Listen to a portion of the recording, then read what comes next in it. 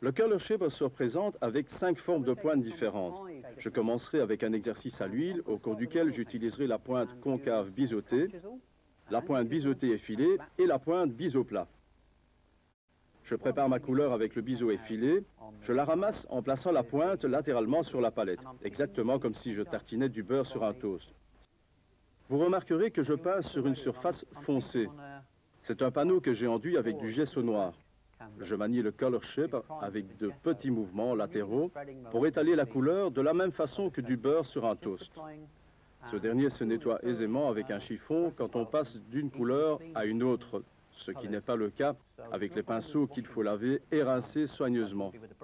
Si par mégarde la couleur sèche sur la pointe, la pellicule durcie se décollera facilement.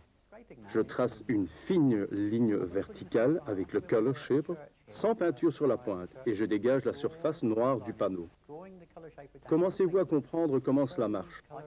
Je détourne les maisons de la même façon, je racle la couleur et je dégage les toits. Plus la pression sur le color shaper est faible, moins j'enlève de la couleur. Cela me permet de créer des gris dégradés. En appuyant fort, je peux enlever toute la couleur et dégager totalement le fond noir du panneau. Si je fais une erreur, je peux recommencer. C'est un avantage important que le color shaper offre aux débutants qui, s'il fait une erreur, peut rectifier ou modifier son trait autant de fois que nécessaire jusqu'à entière satisfaction. La ligne d'horizon est terminée. J'ai tout simplement découpé ces formes grisâtres dans le bleu du ciel avec le biseau effilé. Je prélève de la peinture sur la palette en raclant, comme ceci, pour former un bourrelet sur l'arête du color shaper.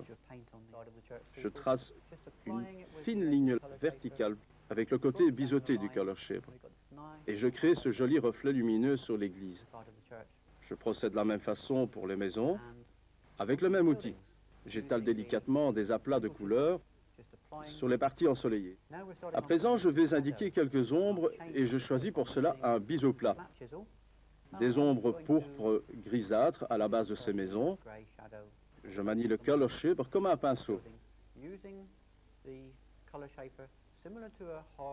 La grande différence est que sa touche est beaucoup plus précise et qu'il ne perd pas ses poils comme ce dernier. Son trait est également plus nourri, plus ferme. Il ne s'use pas et il ne se dégrade pas à l'usage. J'indique quelques ombres formées par les maisons voisines, et toujours sans détail. Les détails seront découpés, souvenez-vous, chose impossible à réaliser avec un pinceau. Maintenant que les éléments principaux de mon tableau sont définis, je vais entreprendre les détails. Je nettoie la pointe du color shaper, j'enlève ce résidu de couleur. Vous pouvez faciliter cette opération avec un solvant, n'importe lequel. Cela n'a aucune importance. Avec cette pointe bien propre, sans couleur, je vais dégager des fenêtres, ici, sur ces maisons, et sur l'église, de simples traits appuyés. J'indique une ombre inclinée sur ce toit. Je trace en raclant des lignes bien nettes comme ceci. À ma connaissance, c'est le seul outil avec lequel on puisse faire cela. Je vais peindre l'eau avec des traits verticaux.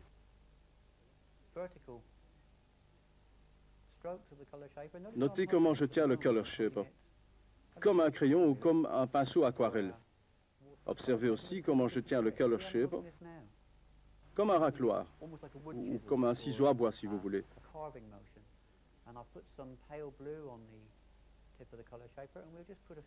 Avec un mélange bleu clair, je dépose quelques touches horizontales sur les vagues pour leur donner du relief. Et puis je vais indiquer quelques réflexions, toujours avec des mouvements horizontaux.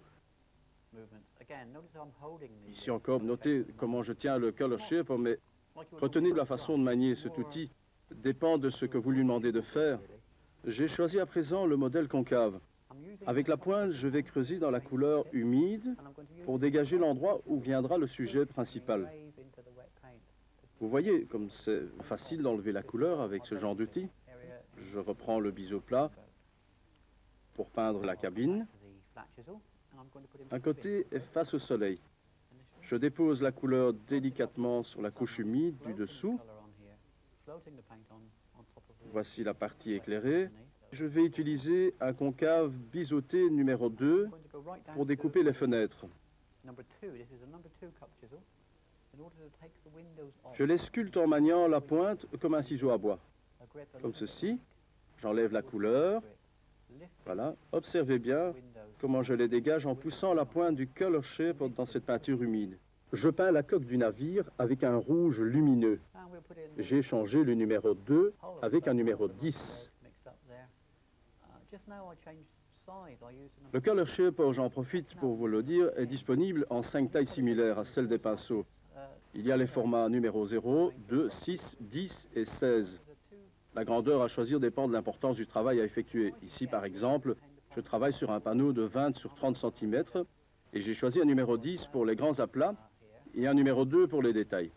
Je compose un rose moyen pour indiquer la partie qui fait face au soleil. Et avec l'angle du biseau effilé, je dépose un fin trait de couleur ici. J'ajoute également un mât.